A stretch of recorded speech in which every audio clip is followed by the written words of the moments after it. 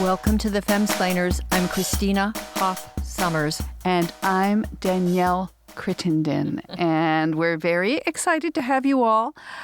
We were supposed this week to be having, and I believe we promoted it, our Ladies from the Race to Dinner organization. The premise is white women, white privileged women pay $2,500 to have these two ladies come to their house for dinner and talk to them and make them understand their white privilege and make them learn to think in a different way and understand how they're racism. So they have agreed, and we're very excited that they're going to come on. They could not come on this week. They had to reschedule, so they're coming on just before we go for a March break. So they'll be coming on in like 3 weeks. To school us.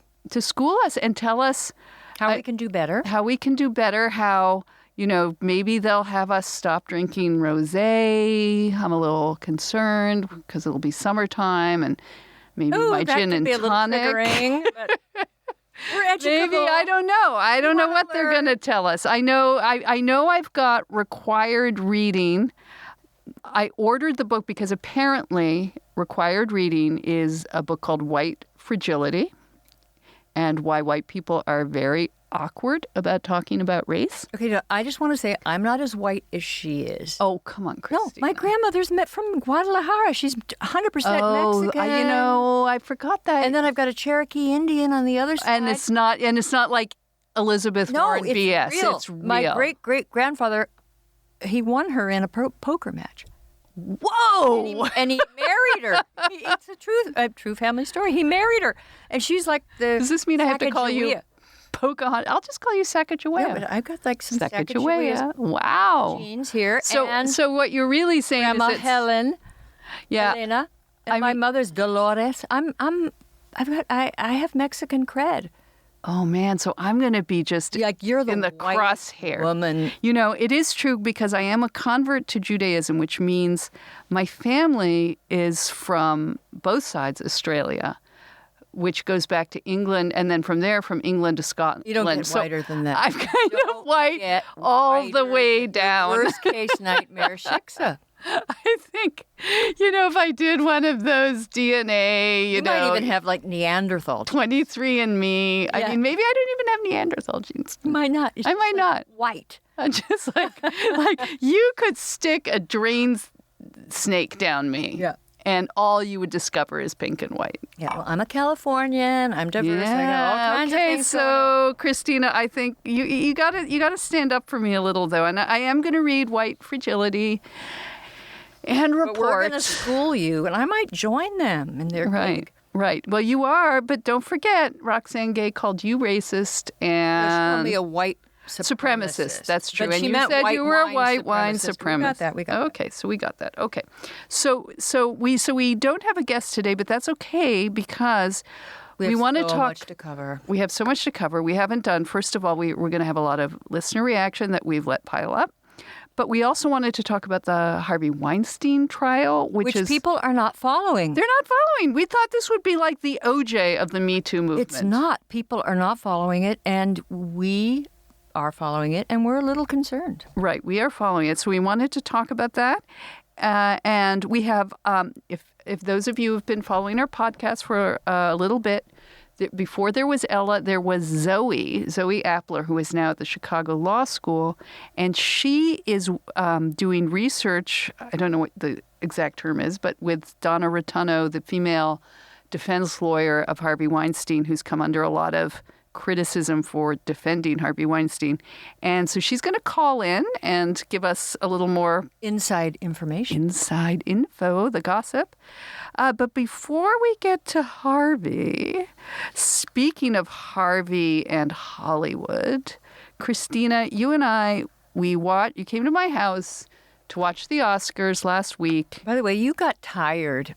And I didn't. It was the most boring show. It was. And look, if you had not been there, I'm not joking, I would have gone to bed at 9. And it's not because I like to go to bed at 9, which I do. It was just so dull. But I stayed up. I went the distance. I stayed up till midnight to watch this Oh, man. Deadly boring show. Deadly where, boring. I was just grateful that Parasite kept winning because I knew that no matter what, the honorees were not going to be giving us a hectoring speech. They were just grateful. Yeah, and they gave it in another language, so they couldn't Couldn't even understand. Well, also they couldn't go off on some, tangent about. about cows. Although I feel for the cows, but No, they're separated from their mother. I know, no. It's just you know what? He had some good points. I know, but I just wish they wouldn't do this at the Oscars. But anyway, but we watched the red carpet, obviously, and we were just very disappointed. Unlike the Golden Globes, where we talked about that, Which was wonderful, and Ricky set the right tone. and all the women had these plunging pre-Me Too era gowns. Me Too. So Me Too has ruined fashion. Well, no, because this Golden Globes is only like 10 minutes before the Oscars. I mean, I know, can't but blame the Golden Me Too Globes for is this. not up with the program, but the Oscars. The Oscars, you know what it reminded me of, the dresses? It was like you can no longer, obviously there were exceptions, you can no longer just look beautiful and glamorous. You have to make some sort of, not just statement, you have to make an artistic statement. It's like you have to be a walking art exhibition. Or Kristen Wiig in her red caterpillar dress. What was that? Oh, that was bizarre. Frightening. Yeah. And then And did she think she looked good, or was she trying to make a statement? Or I don't. But then the thing is, when they wear weird fashion, you can't criticize them for it. Right. Because that's blaming the victim. Yeah, I don't know what it is. There was But the we had to go to girl that remember. was with the TP silver. The little hood, yeah. I don't get it. No, and remember you were saying like every they're all going, oh my God, you look so great, you look so amazing. And then I said, And they didn't. So I had to go to, of course, to the Daily Mail, which was already all over the fashion disasters of the Where you evening. get honest appraisal. You get honest because appraisal. Since we don't have Joan Rivers on the red carpet, who used to tell the truth. Yeah, like why are you wearing that? She had, and then she had the fashion police, and it was wonderful. But now we can't have that. No. So you go to, Marie Claire or Elle or Vogue for worst and best. They only say everyone looked wonderful. Well, and they didn't. I was sort of taken aback by. I mean, people complain about the wokeness and blah blah blah. Of course it is. It's Hollywood, but I just thought like every woman going up there talking about. Pretty much, I felt like I was watching the awards of 1910. Like you'd think women had not won the right to vote. You wanted to tell them, hey, we got the vote. We got the vote. And like there was no Greta. The Natalie Portman, who is so beautiful. I forgive her everything. But she goes up there. She has a beautiful That's dress. lookist. Huh? That's lookist. You forgive her everything because she's beautiful. She's that beautiful. Yeah, okay. And she had a long cape, but then embroidered along the edge were the names of the silenced female directors. Right, because they were not nominated. In 2020, that's the biggest thing That's facing our injustice. North American women is we didn't get enough director. Women didn't get. And hey, it should have been. It should have been. That was the most beautifully filmed movie. I loved it, except that Greta Gerwig, to her credit, she said, look, I don't want to be nominated because I'm a woman. I want to be nominated because it's a great film. Yeah. And she realizes that it's kind of a crapshoot who gets nominated. It's not always the best film. Right. Well, you know what? It almost never is. So I think it's almost a badge of honor when you don't get nominated. Because think of how many good movies there are. And my favorite movie this year was Honeybee. I didn't see Honeybee. Nobody's seen it. And it's Honey Boy? With Shia... No, it's about a beekeeper. Oh, it did. It was up in the documentary. Yeah, but it should have been Best Picture. Oh, okay. In a fair.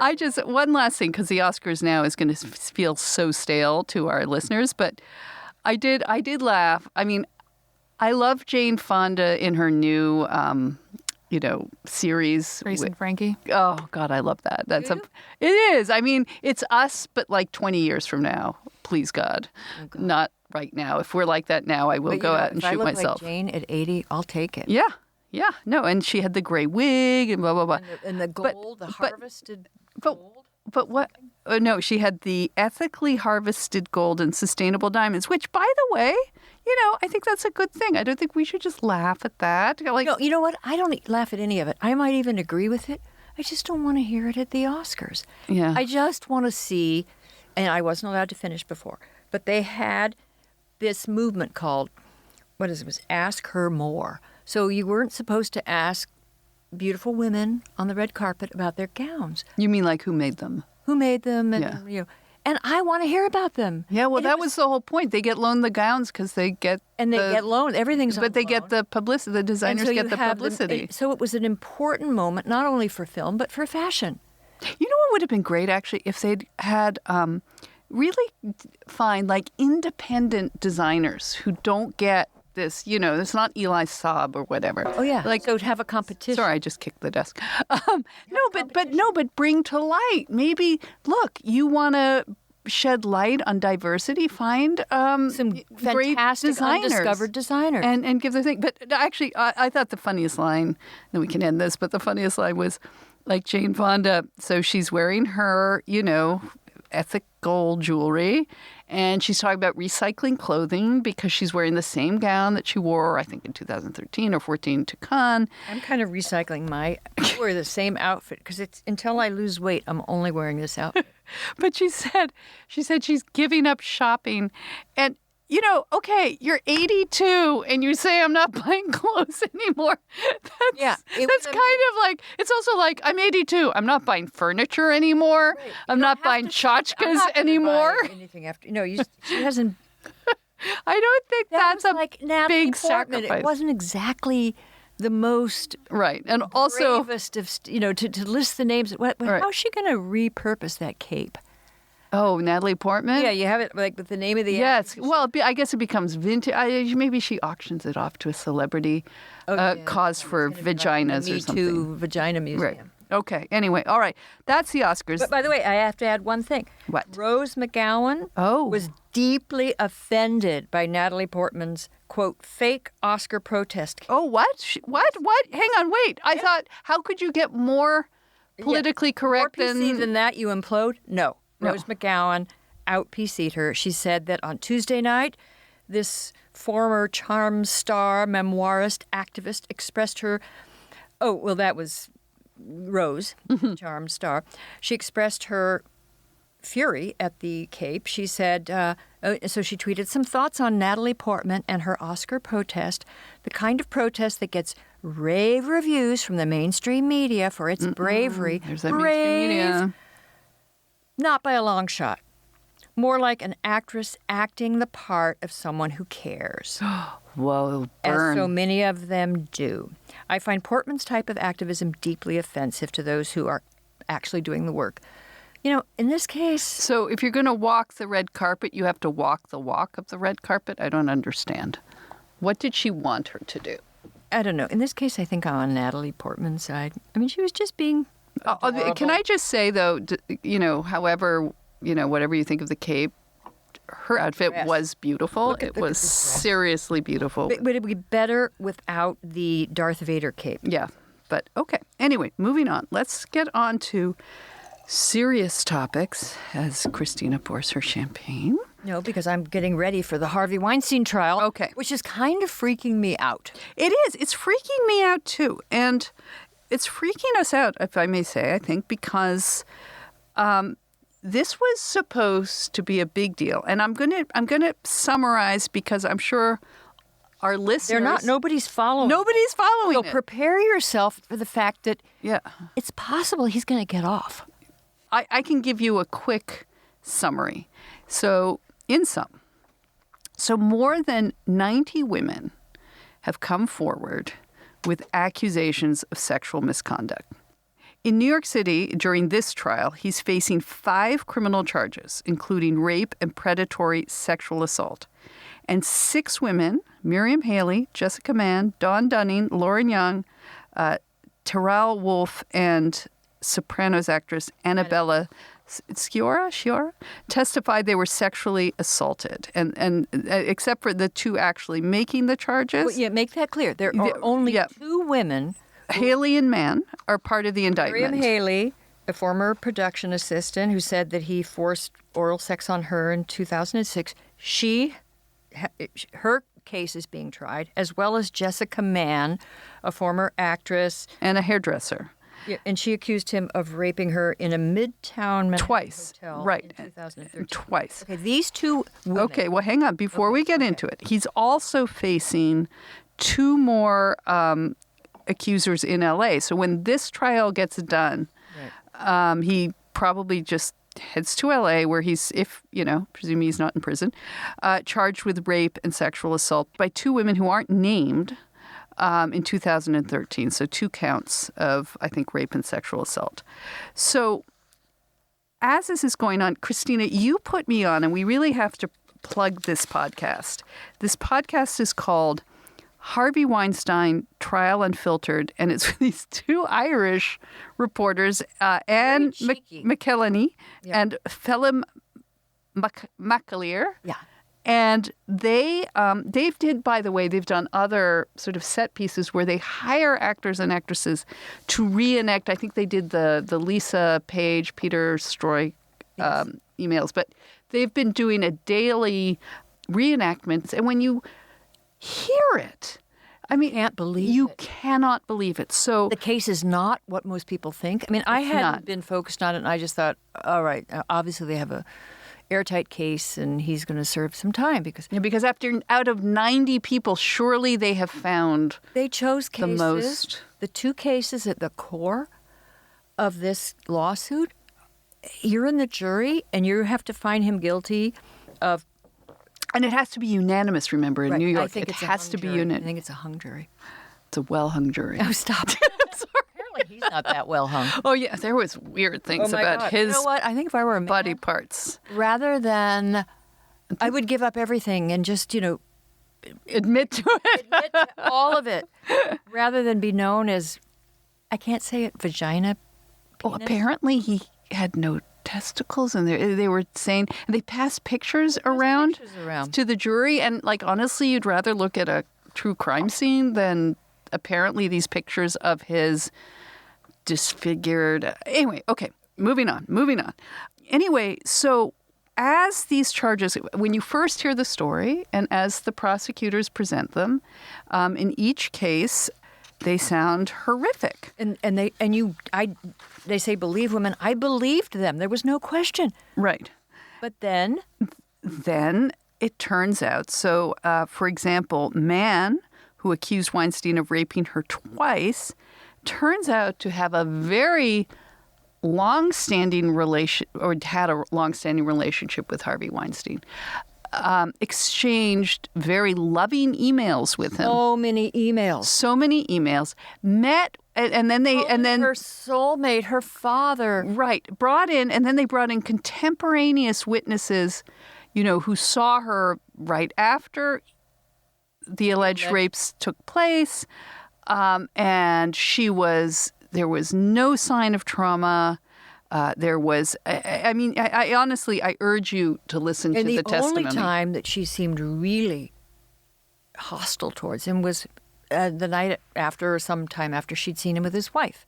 Right, and that sounded like jealousy because she was saying to her friend, so the night, this is just one of the instances, so then the day after, the morning after where she was apparently raped, she had breakfast with Harvey Weinstein and a friend, 2 friends. And the friend who was an unwilling witness, but he was subpoenaed and he came. Right. And he was he saw no signs of trauma. And wanted to stay in New York for another night. Right. She was supposed to return to LA with this friend, and she went to him, she pulled him aside at the breakfast, and she said, "Do you mind if I stay?" Because Harvey had invited her to this opening of this movie, and then his wife attended. Anyway, as with all of these, not all, but with many of these cases, it's so complicated. And when you put people on a stand and when you subject it to sort of the due process and the requirements of law, finding apparatus in the history of that, everything is falling apart. So again, we urge you to listen to it and, don't take our word, just hear it. Follow it up, but it isn't really being reported of how catastrophic. And Harvey, that this is turning out to be. And Harvey Weinstein's defense lawyer is a woman named Donna Rotunno, and she's been in the press. She did a really interesting and controversial interview with the New York Times daily podcast, which is where she was interviewed by Megan Twohey, who co-authored with her colleague Jodi Kantor the book She Said, which was one of the books in the fall of 2017 that exposed the Harvey Weinstein cases and really brought about Me Too. Yeah. And this, I mean, it's interesting that he has hired a woman. He's hired this pit bull of a woman. And she had some really interesting things to say on this podcast. And one of the things, I mean, she was very adamant that if Harvey Weinstein has been guilty of terrible behavior, and let's not forget there have been private settlements with the Weinstein Company over the years. There are a lot of instances, obviously, that are not being tried. But Donna Rotunno is taking the position that, as she said, and I'm going to quote her from this podcast, she said, "All I'm looking for is fairness. Believe all victims, quote unquote, takes out a large number of steps of what we need to do. I'm not anti-Me Too, but anti of some of the things that have come from Me Too, such as a stripping of due process from the accused. There is a difference between sins and crimes, and do sins rise to the level of crimes?" She says that she calls herself a feminist, and she believes that women have agency. And when she was interviewed by the New York Times, I just thought it was very interesting because she made different assumptions from the New York Times reporters. And they were, it was not a question for them that, if women were sort of pressured into sex, that was a violation. And she said, why not resist pressure? Why not walk out the door? What are we talking about here? Where's their agency? The price of your style of feminism, she said, is to diminish the sort of ethical integrity of women, that they only have to be protected. They can't protect themselves. Right. And she said, okay, so there was a point where Megan Twohey said, there are women who see you as a traitor. How do you respond to that? And Donna said, I hope they never find themselves in a situation where a family member is accused and they're hoping that the criminal justice system is fair to them, because at the end of the day, that's the most important aspect. If you're accused of a crime, the justice system should work. The same fairness shown the victims should be shown to Harvey Weinstein. A woman lawyer who is defending anyone is not there as a traitor or non-traitor. She's there to do her job and to get the best deal for her client. But I thought she was, and all of that is true. And my husband, David Frum, has a funny saying, he says, where, people want justice, but maybe they're just going to have to settle for the law. That a lot of these crimes are not, and especially I think as we're going to see in this case, are not going to be satisfied to people's emotional desire for justice at a legal level. Like, it is very, very possible that he is going to be found, not guilty. And I thought, though, in the podcast that Donna was a little dismissive of the power that he wields, and it's true. So don't go up to the hotel room. And then she got a controversial moment of like, have you ever been a victim? No, I never put myself in those situations. And then the New York Times reporter went, whoa, are you just... And I kind of went, whoa. Yeah, we all went, whoa, are you saying women are responsible? And that just seemed, it seems so tone deaf. However, if you listen a little further, she was a little taken aback because she was not talking about. Right. Then they said to her, "You mean if someone like jumps out in an alley and attacks you?" Right. She says, "I'm not talking about that."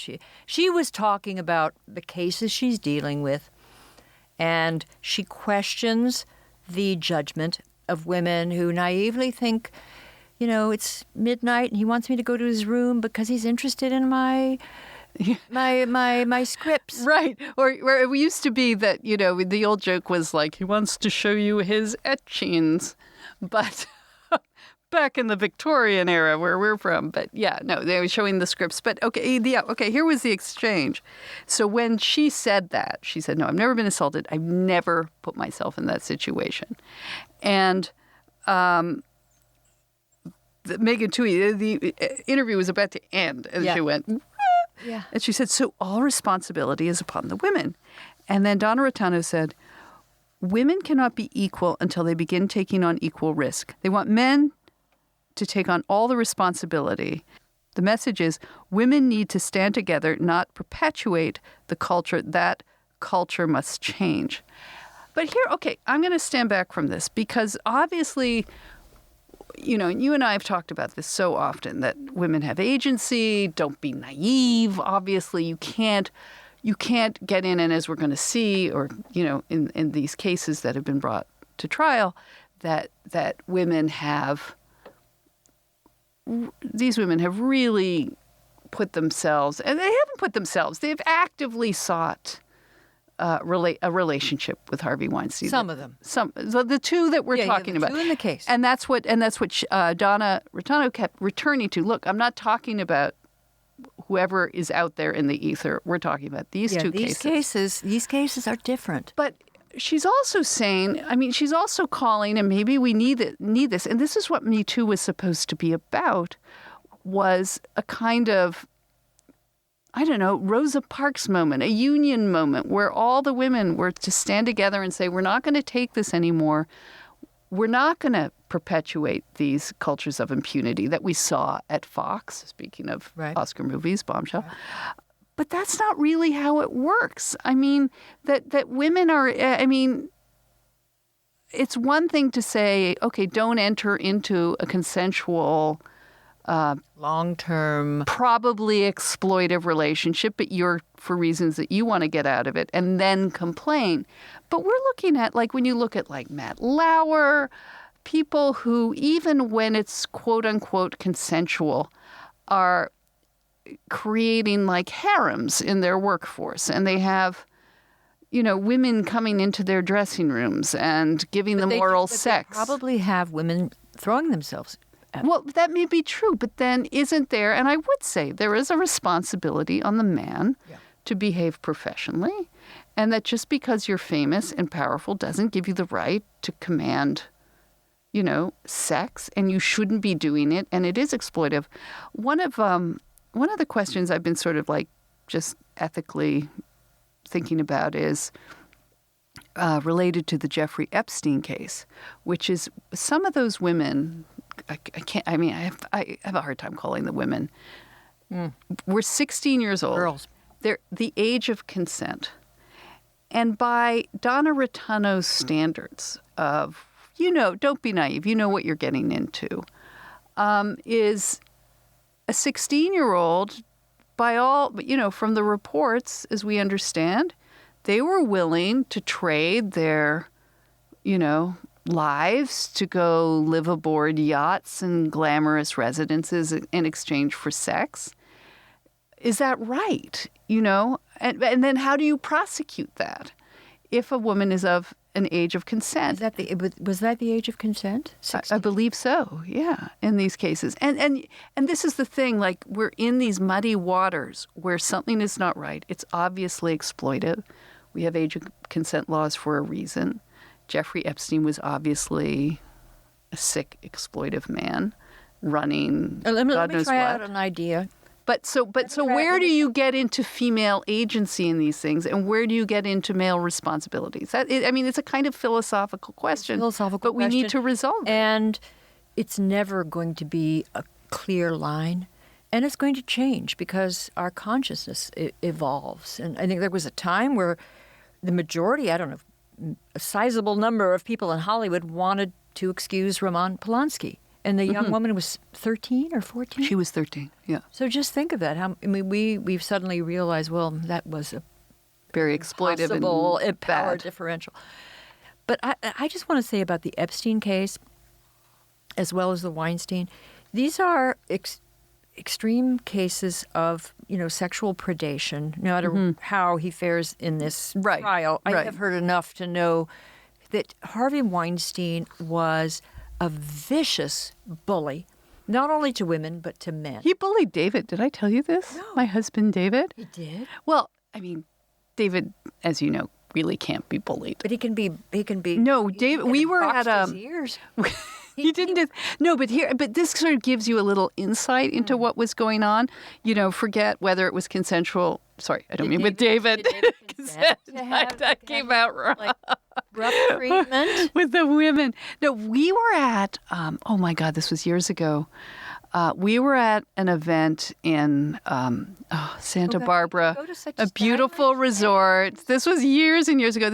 David was in the White House as a speechwriter, and so we were invited to this thing, and Harvey Weinstein and Barbara Streisand were there. And Barbara Streisand, recognizing David as a member at that time of the Bush administration, sort of, it was coming out of, there'd been one of these hotel conference rooms. You come out, there's a sort of hallway as people are exiting. Did David go into a hotel room with Harvey? No, but it was at a hotel.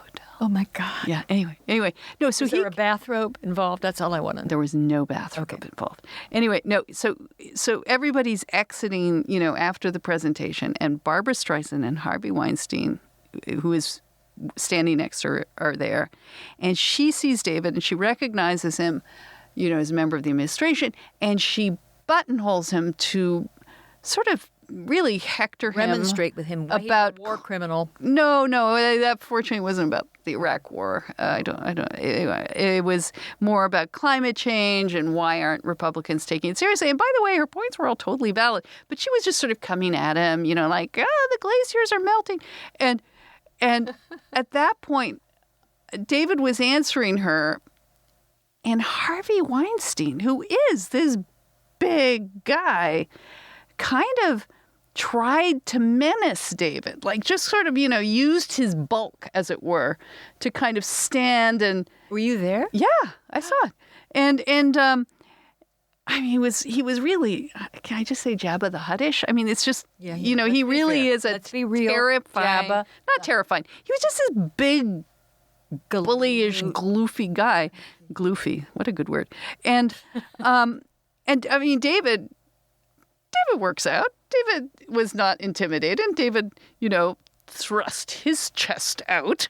But anyway, no, they didn't come to fisticuffs, as they say. But the point was, he clearly uses his bulk and size to menace people. He uses his bulk and size to menace. And if you were a 115-pound actress, that can be 115 scary. So he preyed on fragile...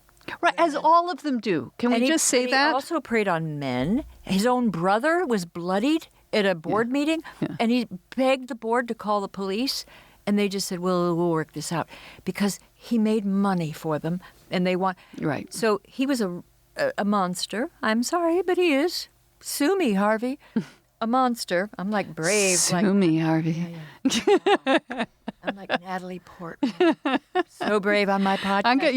You're gonna start like wearing your wraps. I'm gonna have embroidered names. I've got it. You took it. I have names there on that. Okay. But anyway, no. My point is, and I do have one, is that here is a monstrous individual who wreaks havoc. Just think of the things he's destroyed. His own company.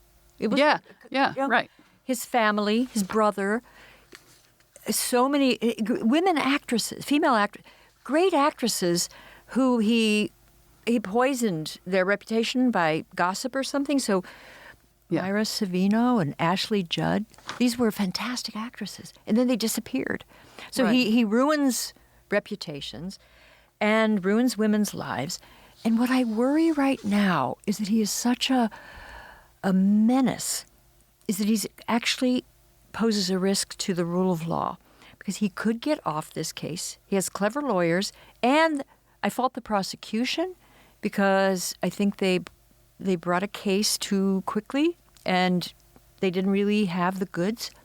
They used cases where that are just too problematic for most juries. So if he gets off, but if he is exonerated, found not guilty, it's going to be a real blow to our system of justice. Well, I don't know. And it's just Actually, I would no. that this guy is creating. He's a disaster. No, I would actually argue the opposite. Okay. I think this could be, it's not going to be seen as a good thing for Me Too, but I think it will be a good thing for Me Too when we've watched so many other people, far less famous, and we talk about them on the show, who have been canceled, destroyed, with no due process because of innuendo. And I think what I agree with Donna Rotunno is, look, if Harvey Weinstein gets off, oh God, I shouldn't say it that way.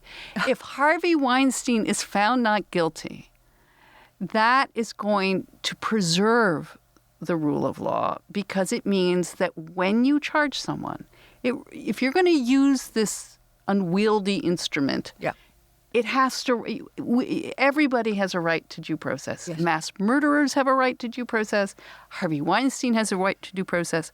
What I didn't agree with Donna Rotunno was when she was very dismissive about the power he wielded. And, did he wreck Ashley Judd's career? Maybe, maybe not. We don't know. We don't know. Although she was. But Donna Rotunno also said, like, if a woman said no, he accepted it. Didn't we see? Wait a minute. We saw a tape of a woman saying no, and he didn't. Oh, accept yeah. I know who you mean. Lola Brigida. No, in the hallway. No, but let's. Okay, even if that's the case, my daughter Miranda. I think we've talked about this before, because she was for a while a fashion model, and she's now joined this group called the Model Alliance, whom we've had on, Sarah Ziff, the head of it, yes, to talk about it, because I support. Because it's so. Miranda described to me, and I don't think I'm betraying her confidence. Miranda described to me, she called me after going to, in L.A., a call for a job in a magazine, and there was a fairly famous photographer who was there. And she went in, and they took the girls in one by one, and he was very inappropriate with her. He didn't touch her. He didn't, but he began saying things. He was flirtatious in a very creepy way. He was much older than she was. And she had to kind of, and this is, I think, what upsets us, and we want to stop, but you can't, arrest someone for this. He made her feel very uncomfortable. He made her feel she had to engage in this kind of flirtatious banner, because she's sitting there thinking, I want to get this job, but I really don't like this. This is making me uncomfortable. But if I make a fuss, I'm not going to get the job. So I'm just going to kind of, and nothing like cross the line. I mean, it wasn't like Harvey Weinstein, he didn't throw her to the ground or something. But then she left the audition, and then he kept texting her, and the texts got more and more inappropriate. And she had to sort of go along. But finally she just said, and this is where Donna Rotunno is like, I never put myself in that situation. Well, what if you are put in that situation? Right. I'm wondering if Harvey hasn't come on to her. No. But did she get the job? No, she did not get the job. Did she cut him off? She finally sort of had to, she had to kind of walk, across broken glass backwards to get out of this situation.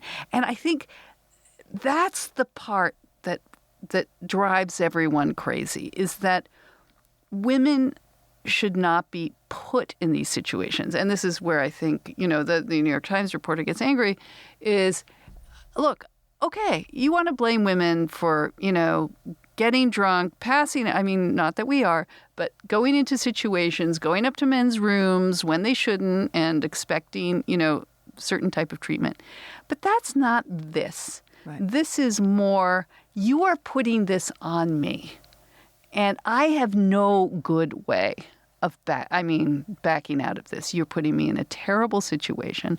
It's very unprofessional. So you think that now, given the new environment, the photographer that preyed on your daughter would think twice before doing it? Well, let's hope so. And I think one good thing I think may have come from this is that I think that there was actually a style that, and men were able to excuse themselves for being predators, that came out of the sort of 60s, 70s sexual revolution. Right, and like we saw at Fox, which was enabled all the way to the top. Yeah, like it's just cool, you know. Take like, off your... talk about sex. And, unbutton your shirt and turn and everybody around. else was so uptight.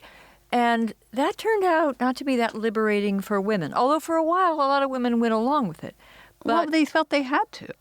they felt they had to, and some were enthusiasts. But overall, women don't want, apparently, and I would put myself in this group, I'm grateful. Even at my age, I'm grateful I don't have to worry about that anymore.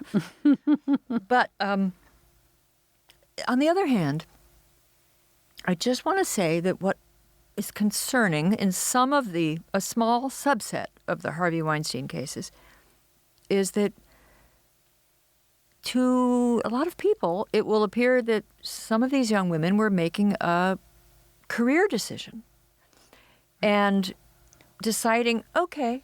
Well, and that's what was so devastating is their texts and emails revealed.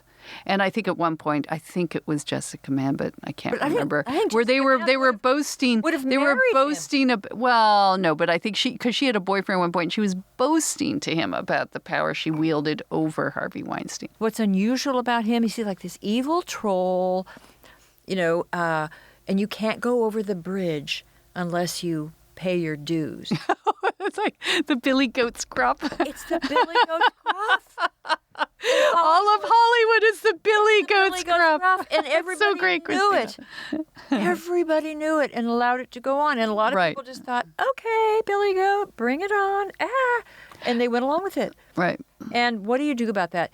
I think a lot of people bear the responsibility, his enablers, I don't know what was going on with his company, the whole thing. But what I insist on saying is that this man is a wrecking machine. Wherever he goes, he wreaks havoc. And now he's in our courts.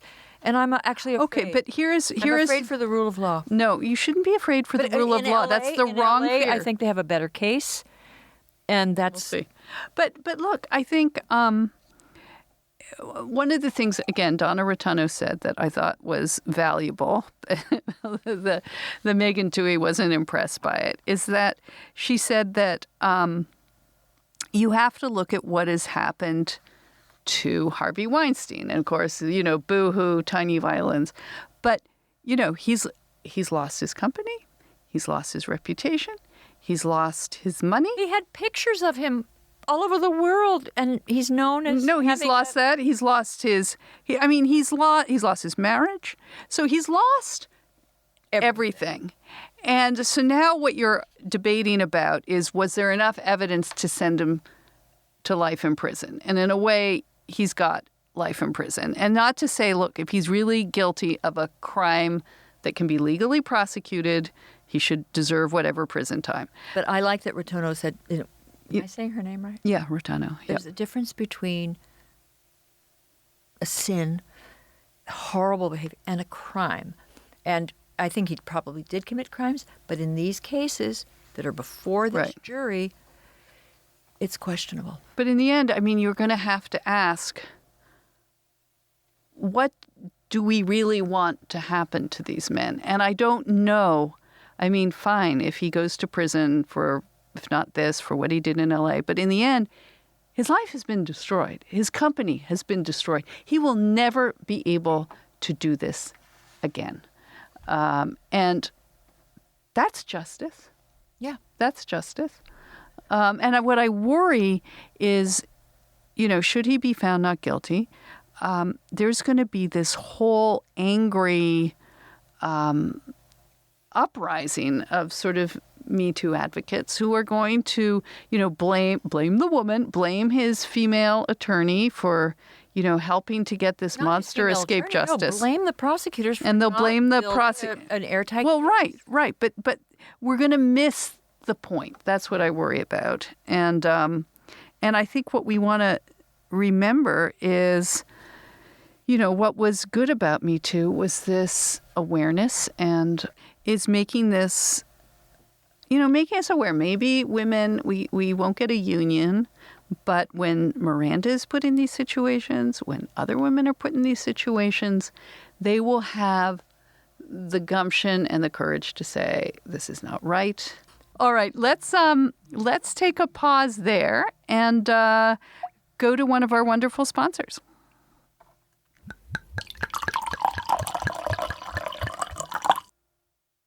We're so happy to be supported by Lamps Plus. With all the money you've spent to make your home beautiful, don't let it go to waste without good lighting.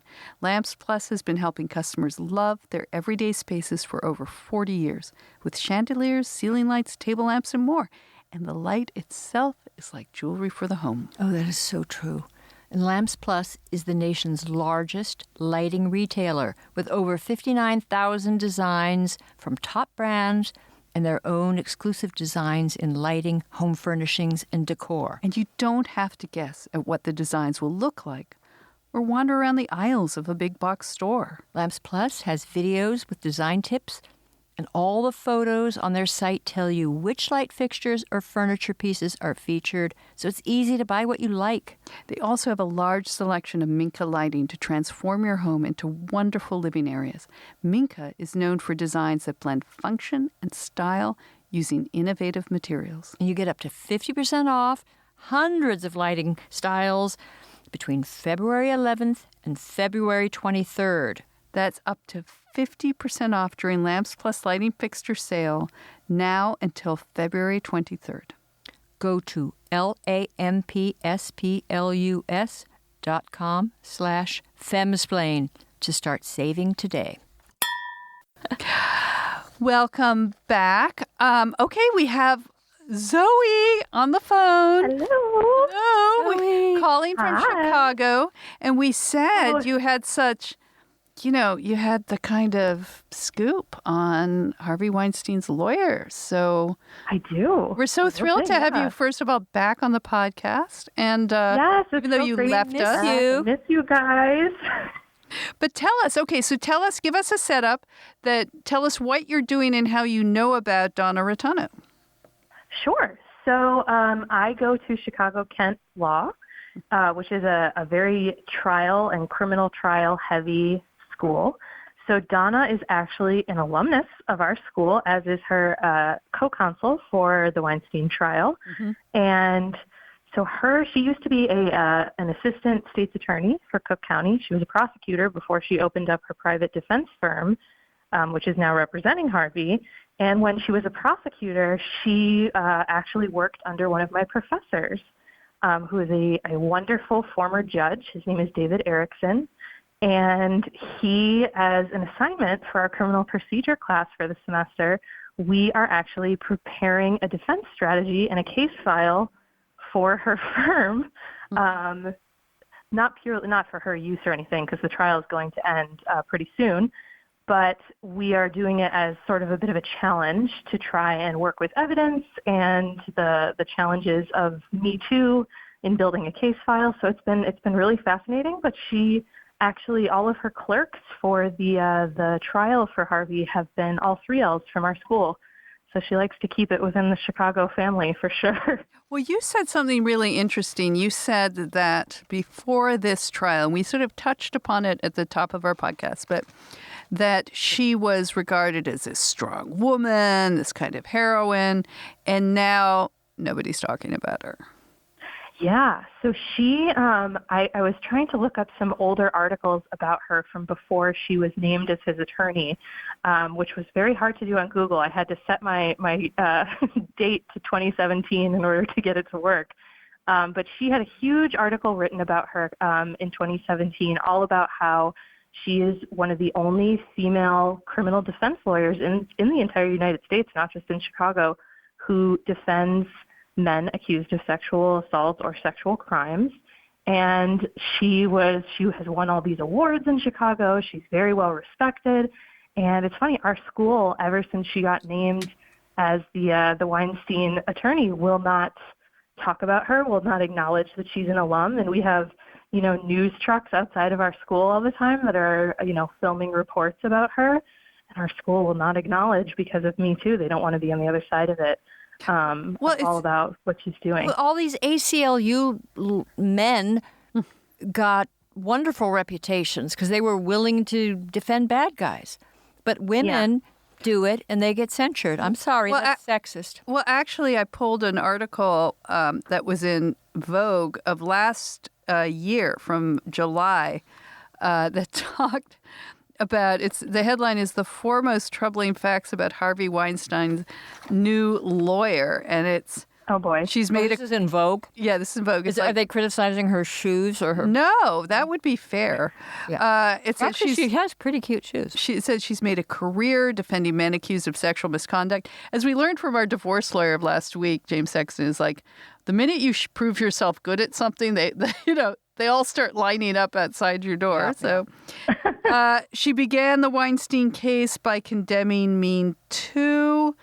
And in this case, it said because she said she was quoted saying the emotion of this case has taken over.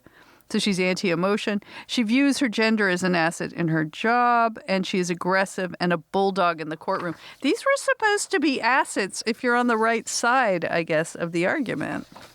Yeah, and one thing she has said that I thought was really interesting, so she was talking about the fact that as a female attorney, especially a trial attorney, when you have to cross a difficult witness, especially somebody who's a victim, it's very different when it's a woman-to-woman conversation. And she said it's almost like people see it as being on more of an equal playing field because it looks less like someone is being bullied. But she said, she tries to be respectful about it. But if a man was doing what she was doing, he would surely get, held in contempt of the court or get disbarred or something like that. So it was a really, I think, smart strategy on his part to pull somebody like her because she has this awesome demeanor that's really, really powerful.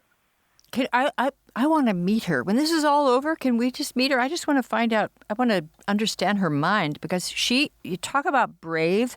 That is pretty brave to defend someone like that. I mean, that is real, like, sort of female assertiveness. Not like Natalie Portman embroidering the names of, females. Well, it's pretty brave to do embroidery. I mean, you could prick your finger. You could. I mean, embroidery is brave. Let's stand with embroiderers. Remember, there's a big we talk about controversy being a badass. Quilting. Donna is a badass. She is a badass, but they will never give her that now compliment that is. See, that's what's wrong with our women's movement. And that what's most at stake here is like the rule of law and due process. Glad to see that you've come to my side on this. About what? I disagree with Danielle on something here, but we'll have to come back. I didn't think you were anti-due process. No, but are you, Danielle? No. Okay, but we'll just won't go back that. We'll go back to that one glass of champagne ago. But also, so Zoe, but you're saying in this world of Chicago, she's kind of a non-person now. And what do you think will happen if Harvey Weinstein walks? See, this is the thing. I think it was a very interesting career move for her because I feel like it's a lose-lose situation for her either way.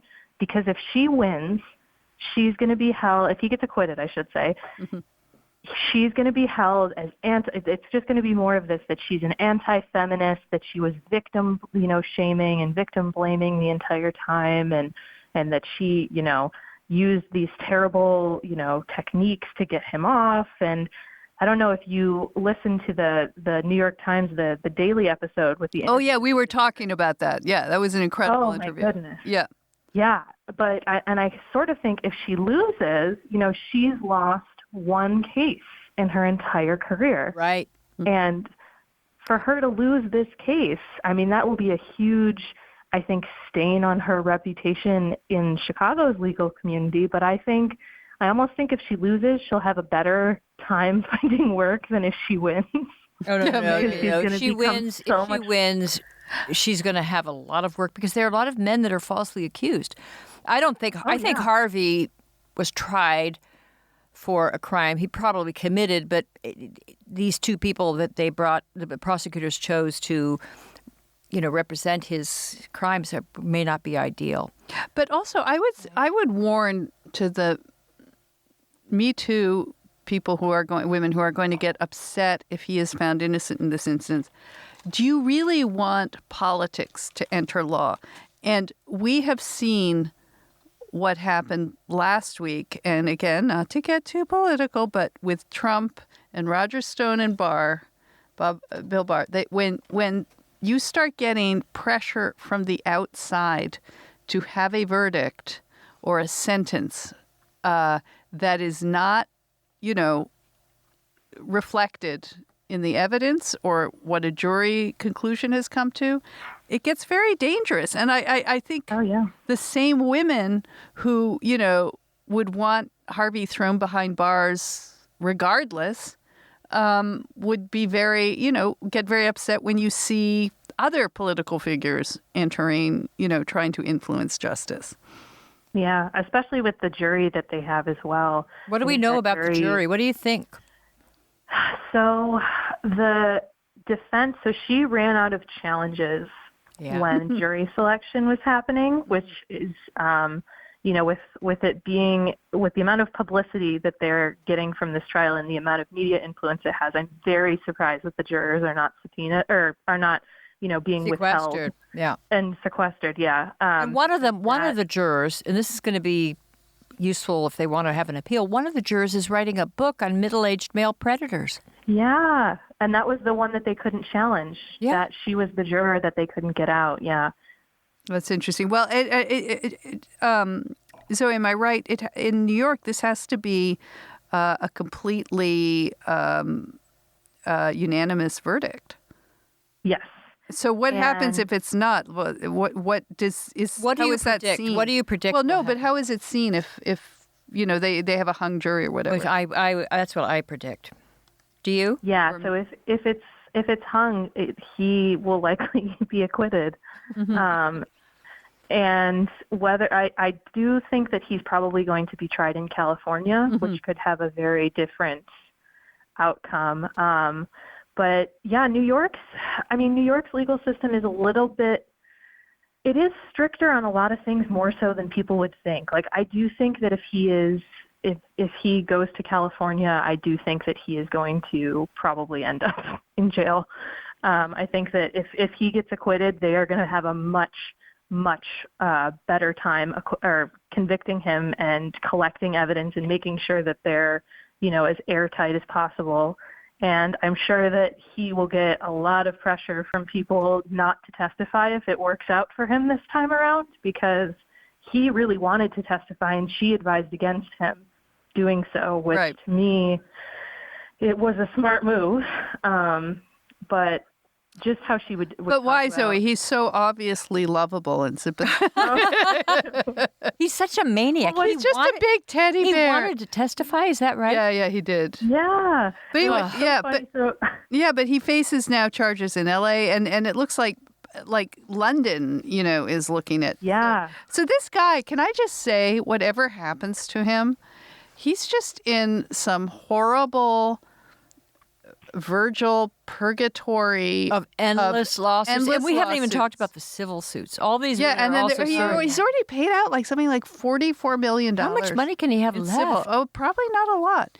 But anyway, so don't I think... Wait. Zoe had something to say. Sorry, Zoe. Yeah? No, I was going to say the irony of him trying to be read as this frail old man with his walker. The funniest part of it to me is, so my professor is definitely, he's in his 60s, and he was saying as a judge that if somebody like Harvey came into his courtroom, with this walker, that he would just say, "Oh, come on." And he said that his older mother, who's in her 90s or something, saw him with the walker, and she was like, I don't ever want to use my walker. That's how you know that he's faking. That's how you know it's not real. Nobody wants to use a walker. Right. No one wants to look weak, but maybe because he's such we were talking about how it's Hollywood. He wants to overpowering create an image.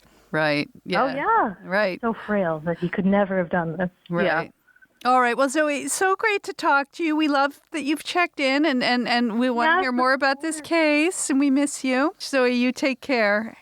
You Bye-bye. too, guys. Have a good one. Bye. Bye. And we're going to go to one more message from our beloved sponsors and then return with listener comments.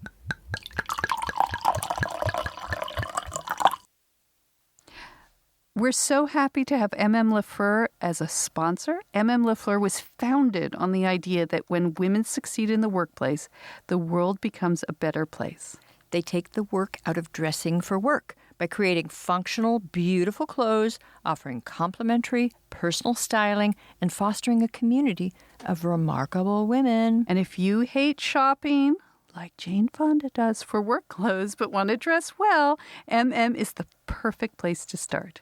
You can stop by their website, a la carte, or browse their pre-styled capsule wardrobes, which include outfit inspiration and styling guidance for every office dress code. And I just love the fact that they have all this range of basics, and then they have models where, you really get to see what they look like on different sizes. There's no guessing in this. It's great, simple clothing, really stylish, but realistic for, the working woman. Yeah. And shipping and returns are always free.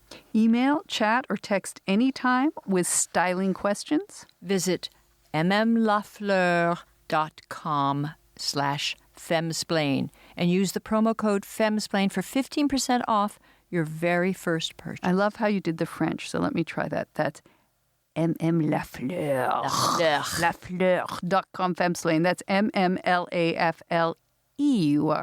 And you can get 15% off your first purchase with promo code femsplain. C'est magnifique. Ah, c'est très chic, c'est joli, oui. Oui. So, welcome back. We're now going to catch up quickly on some listener reaction. We love it when you reach out to us through our social media or contact at Femsplainers. And we also really appreciate it when you support us on now 3 platforms we have: ThinkSpot, Glow, Patreon. You can go to our website, femsplainers.com, and connect where you can help us donate and support, because we need it. We're still not making ends meet. And by the way, we wanted a big shout out. We finally found out who last week's Valentine's Day present of Crown Royal came from. We have to correct. This is a correction, Christina. We credited a first Femsplainer correction. True, it's really a first of a man named. We credited a man named Isaac, but that was probably A guy in the mailroom. a guy in the mailroom anyway. A wannabe. Okay. Anyway, we got this beautiful bottle of extra fancy Crown Royal, the whiskey of Canada, and we found out who it was from. So, Ella. It was from Michael. Michael. He wrote to us to say, I thought I would identify myself as the Isaac behind the shipment of whiskey the Femsplainers received. He said he sent it after a show when Christina was cajoling Danielle about her sober January. Oh. And he wrote a still note resent that was not received for whatever reason that said, so that for Christina's benefit and for the general good of the Femsplainers, Danielle will start drinking again. Because she can't resist it. I'm And having Crown Royal. Today she came in not drinking, but then she said, where's the Crown Royal? Yeah, I And this is like did. your third glass. No, it's not my third glass. My second glass. My second glass. Third glass. No, Well, it was my second. All right. Michael thought it was appropriate because 1, while strawn, it comes in elegant feminine packaging. 2, it is Canadian and royal for Danielle. Aw. And 3, if consumed in sufficient quantities, it will produce a rant for Christina. Yes, but and I am maybe so it would ready be a for my rant. rant It would be a today. rant in Canadian. But Michael is, can we just note, from Patreon. God bless you. And those on Patreon and Glow and ThinkSpot who subscribe for more than $10 a month get Christina's weekly rants, because we realized that if Christina did not have an outlet to rant, things were going to go wrong here in the They're studio. going to go wrong, and boy, today I'm I'm raring to go. This Women in Law journal produced by 16 women. They are editors of the Law Review at the leading law schools, 16 of the leading law schools, the creme de la creme. Women are editors. That's very prestigious. And also, there are more women in law. And there ever, were women in law school. ever. And they're leading all the law school journals, right? And they're editing all the law school journals. They have arrived. This is what success looks like. But no. Okay, stop. We have to save that I'm saving that. for the bonus content. $10 a month, people. That's all it is. You spend more on what for $10 a month? Bad coffee, Bad coffee, overpriced coffee, Uber rides you don't need. You can Uber walk. rides you don't need. You should be walking. There are so many things we could think of, but $10 a month, really? Having your dog walked when you're at home. Chris, I do that. speaking for I have Izzy walked. I work at home and I have her walked. Kill me, okay? Okay, It's you only- could be giving that money. Okay, all right, Ella, let's go to listener reaction. Right. So we took to Twitter and we asked for our listeners to tell us what they thought about Harvey Weinstein's lawyer, Donna Ratana, defending her feminism. Right, is she a traitor? I guess we asked, kind of. Yes. And so we had actually more than a couple of really good comments. So the first one, Dasugo, said, she is going to ruffle a lot of feathers, but I can't fault her reasoning. She seems an excellent choice to defend Harvey and men of his ilk. Carrie said, even Harvey is entitled to a defense lawyer. She's doing her job. Criminal defense lawyers aren't known for being kind. Her job is to get him acquitted. Oh, I think whatever happens, I think she's going to be a star. She's not going to be one of Time's People of the Year, No, for sure. no, she will not be. Benjamin said she doesn't need to defend her feminism. She worked hard to get to the top of her profession. Our legal system is adversarial. She doesn't need to apologize to anyone for defending her client however she legally can. So another listener reaction is someone from Twitter said, she mentions her mother and grandmother being independent-minded. Yeah, Ratana was groomed to have a voice. Some people, especially women, are not, though. That's why some people can be made to act against their own preferences. Yeah, you can't have the wrong voice, clearly. Yeah. Yeah, no, it's a. I find this whole story just endlessly fascinating. But okay, but let's go to you, our listeners. Yes. And we haven't done listener reaction for like 3 weeks or something. So we have a note from Hannah. She says, hi, Femsplainers, longtime listener here. I love the podcast and look forward to it every week. I'm a millennial lawyer and new mom struggling to figure out the right balance between these two roles. Christina often cites a study that found that 20% of mothers want to work full-time, 60% want to work part-time, and 20% want to stay at home. I always assumed I'd be in the first category until my sweet baby came along. Now I think I want to stay home. I was researching the study, and the stats are from 2007. It turns out Pew conducted the study again in 2019, and the percentages changed a bit. Interesting, though. They must have changed the question. They did. Yes. Yeah. They changed the question. Rather than asking mothers, what is the ideal situation for you? They asked, at this point in your life, what is best for you personally? The new study found that more mothers answered full-time work than in the 2007 study. Don't dare ask people what they want. Ask them what they have to deal with given, well, no, what is best for you personally is a completely different question. Yes. Well, she said her own thought is that the ideal situation is a much different question than the best right now question. The former allowing you to ignore student loans, house payments, etc. She said, personally, the ideal situation would be to stay at home with my baby, but the right choice right now is to pay off loans. Or be on a beach somewhere, like really? Like, come on, what is the best thing for me right now personally? I want to be in Florence Florence at the Uffizi at midnight. Right. All right. Well, no, that's a really fascinating point that they have changed the question. But Christina, have the wants or desires? They don't change. It's astonishing because it goes back to Catherine Hakim, formerly at the London School of Economics. She did a survey of women throughout Western Europe, and even in Sweden and Denmark, about 20% of women want to be full-time homemakers. That's their ideal. 20% want to be high-octane careerists, and 60% she calls adaptives. When they have little kids, they want to pull back and maybe work full-time later on. The Pew Research Institute finds basically the same thing. Unless they tweak the question, they can get a different result. But that's what women want. Yeah. And I still fault the feminist movement for not being what I would call preference feminists. Preference feminists. That's a great term. We are preference feminists. Like accommodate people for what they want and how they defined. Well, I the loved how pursuit she of called it my happiness. sweet baby. Like, yeah, as long as the baby is this notional thing that you don't really have to look at, you don't look at its face, you don't have to hold it, you don't have to think, the minute. I mean, I just remember when I had Miranda, my first child, and, all these notions I had previously went out the window. But I remember looking at her and thinking, I don't want you to blame me for anything 20 years from now. I mean, there's a kind of selfish interest in that, too. There's a selfish, but there's also relief because you care for somebody more than you care about yourself. It's exhausting to care about yourself. But no, I would say it's exhausting to care for a baby in a physical way. Oh, yeah. But it's boring to care for yourself. Be so worried, so self-absorbed. Oh, my God. It's exhausting. Such a and it relief goes to be taken out nowhere. of yourself. You're taken out of yourself. You can focus all In a that way which is so... anxiety on someone else. It's exciting, but it's delightful. All right. Thank you. But thank you for alerting us to that. That's a very subtle reading of the new question. So thank you for that. Hannah? So we have another note from James.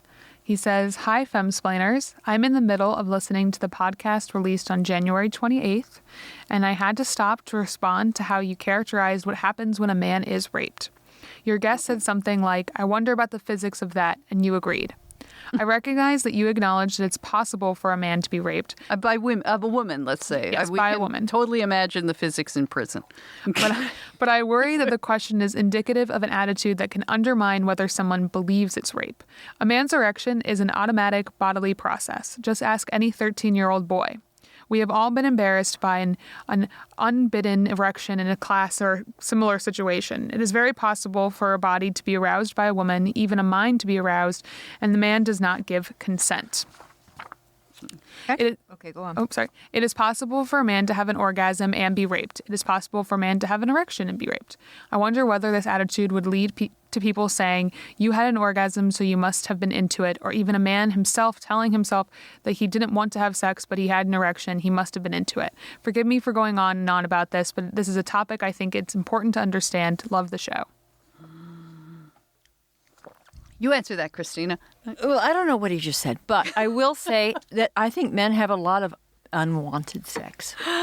And if that counts as sexual violation, then as the CDC found, they actually did a study, and I'm so glad you have a study for I this. wrote an op-ed about it in the don't know Washington what to Post. say. I don't know when it was, like 2016 or something. Yeah.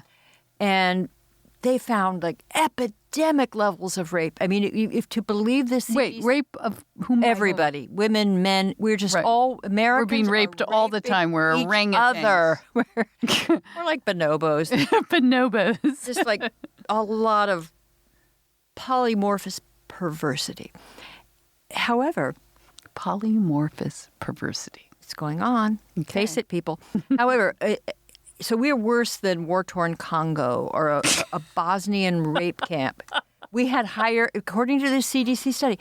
And then I looked more carefully.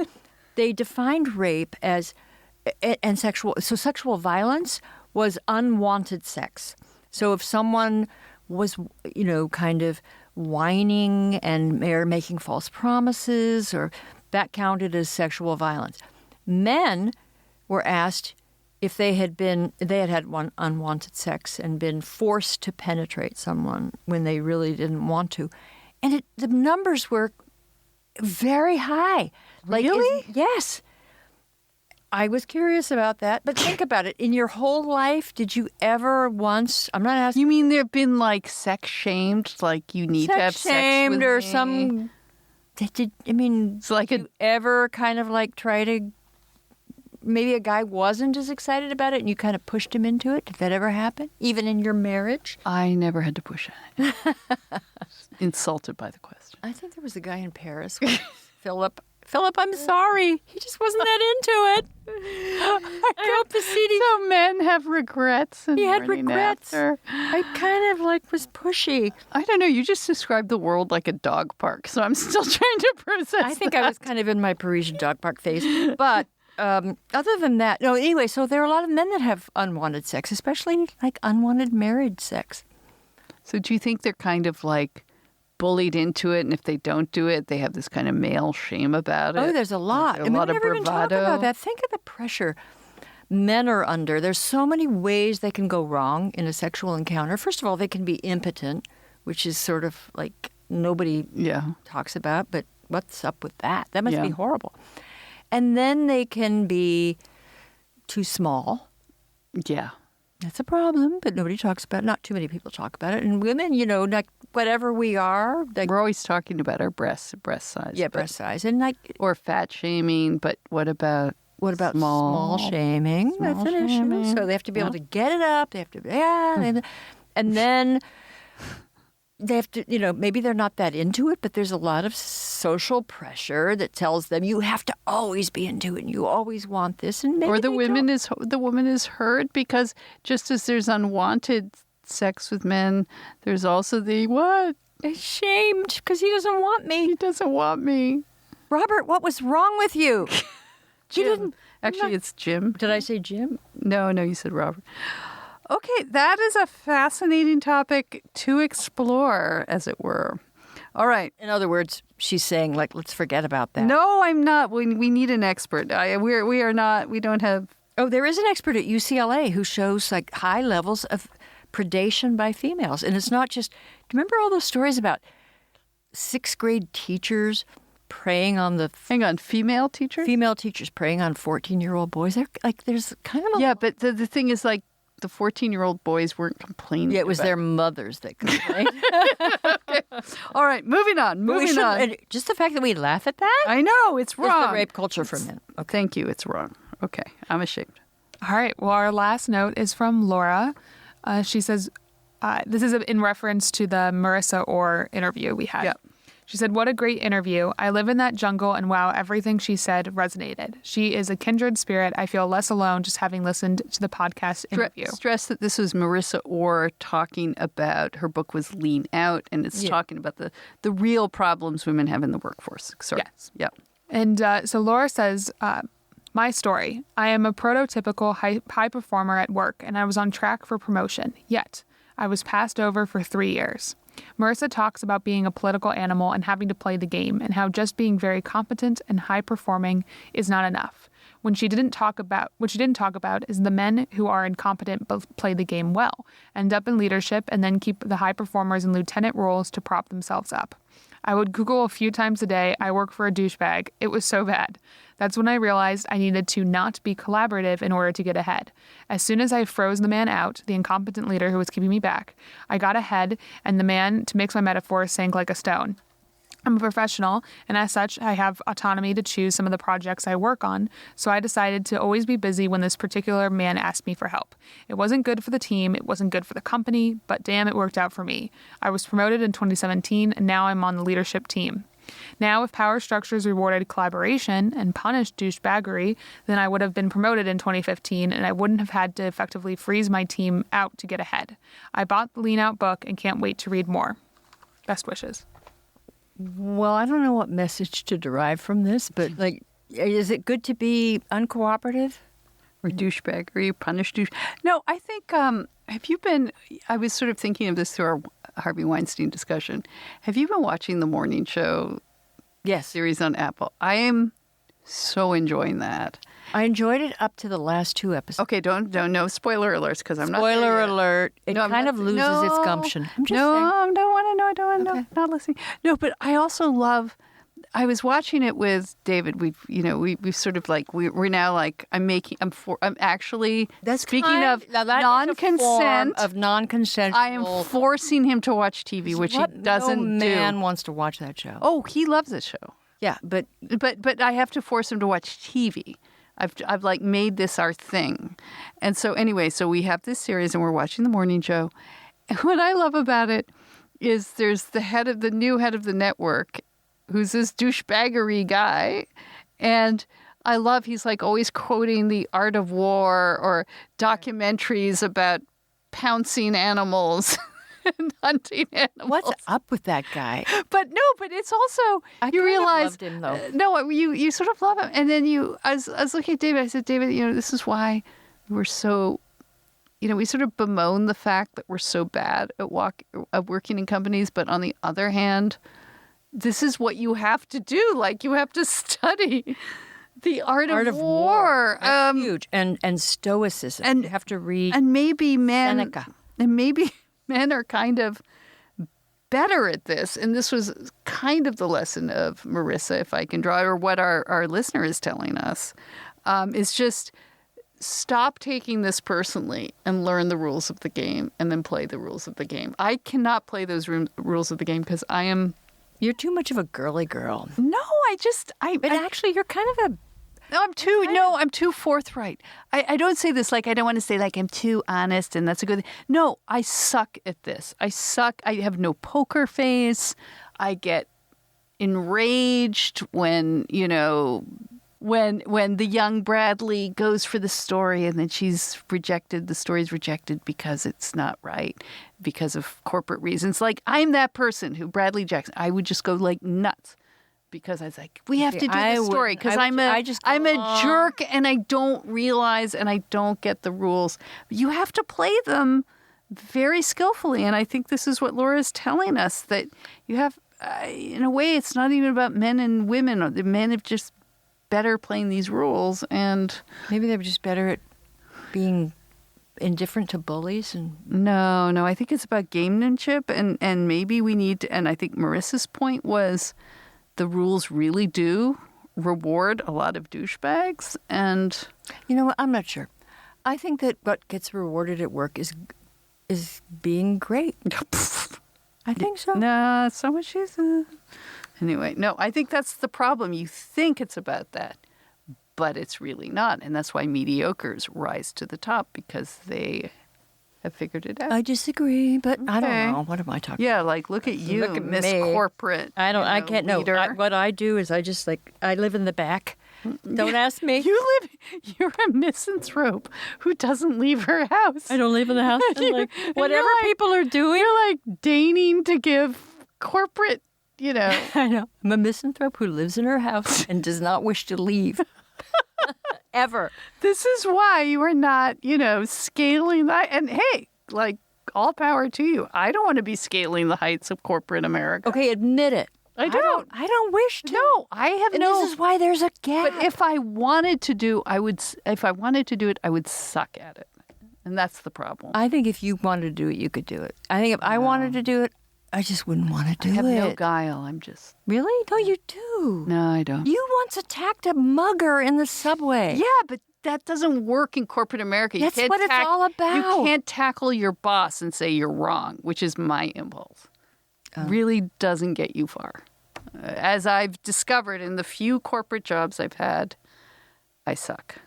So anyway, I guess we can end it there on that note. That doesn't seem like a very positive note. All right. Well, we'll try being more positive next week. We have Irshad Manji coming in, which is going to be awesome. We love Irshad. I love Irshad. Irshad is awesome. And we'll have more stuff, and keep writing us and supporting us. Go to iTunes and like us and write a comment. Please, people, like us, because if you want, sometimes we lose our gumption and think we get depressed. We think we can't go on anymore. We can't go on. We need you. We need you. We need your support. We need the. Only go if you're going to give us 5 stars and a positive comment. How much does it take to give 5 stars and a positive 4 seconds, comment? Really? 4 seconds? Like you don't even have to do seconds? the comment, just the 5 stars. And then if you want to support us on Patreon. And ThinkSpot and Glow. And it improves our mood. And by the way, last thing, and this is not a sponsor, AIRR, AIRR. We've been using them on our social media it's an app that you can take snippets of podcasts that you're listening to and say, oh, I love that quote, I'm going to share it. And you can do it. And it's free. And we're doing this on Twitter and Facebook. I think that app is going to be my undoing. It's so fantastic. But and it's done by these young ingenue Harvard dropouts, and they love the femsplainers. So they love Harvard dropouts. They've taken us. They run the world. So they've taken us on, we're doing this kind of beta experiment with AIRR, again, AIRR. Get the app. And it's really fun. You can tweet snippets. You can tweet snippets. You can quote them out of context. No, you can't. Actually, it's very make sure you can. But you could tweet us and share us with your friends. So anyway, that's it. Goodbye. We're done. Hey, thanks for listening to the Femsplainers. Keep up with us on Twitter and Facebook at Femsplainers and on Instagram at Femsplainers Podcast. Send questions and comments to contact@femsplainers.com. A big thanks to Ella Ryder, our research and in-studio production assistant, and to Nat Frum, our audio and video editor. And we're proud to be part of the Ricochet Network and grateful to the American Enterprise Institute for allowing us to record in its studio every week in downtown Washington, D.C. And miss something? You'll find everything you need at our homepage, femsplainers.com, including links to past episodes, our sponsors, where you can sign up to support us, and even to merch. And please don't forget to like us or give us 5 stars on iTunes. Thank you. Cheers. Cheers.